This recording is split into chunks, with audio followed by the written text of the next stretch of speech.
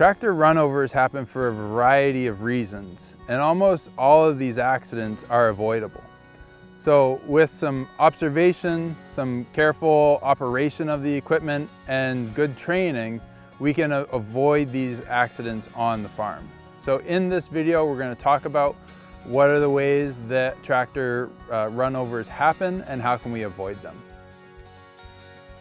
A common way that tractor runovers happen is by starting the tractor from the ground and not from the operator's seat.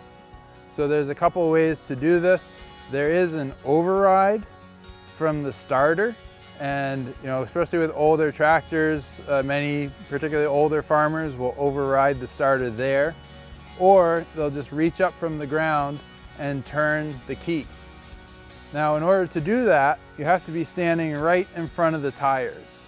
And if the tractor is in gear, particularly with older tractors, that tractor is going to immediately start moving forward and is highly likely to run over the person who's trying to start the tractor.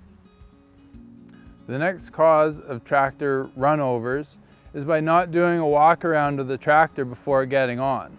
So if you're getting on the tractor from the usual way to get on, there's a big blind spot behind the rear tire and on the back side of the tractor, potentially behind implements. So if there are kids hanging out around the tractor, if there are pets under the tractor or livestock, or if someone's working on the tractor and is underneath it, you may not have seen them without doing a full walk around. So that's why it's really important to do that pre-operational check and just make sure that no one is in and around the tractor before you take off. Oftentimes you'll see people either training other new operators to drive the tractor, or you'll see people just transporting people to the fields by having them sit on the fender or stand on the step of the tractor. And this is very dangerous. It just takes one bump or one need to hit the brakes quickly to throw those people off balance, to make them be either in front of the wheels or in front of the implement that you're driving.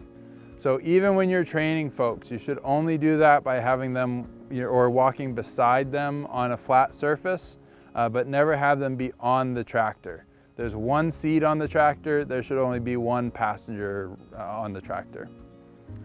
When working in the farm dooryard or around crowded areas where there might be customers or the general public around, it's really important to be extra cautious and to train the operators who are driving the tractors, but also have a lot of signage around the farm stand so that the public and people around the equipment are aware of the dangers.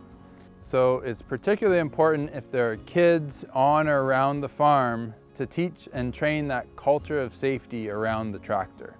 So if there are kids who may be in the farmyard or close to the equipment, they can be really drawn to that being around the tractor.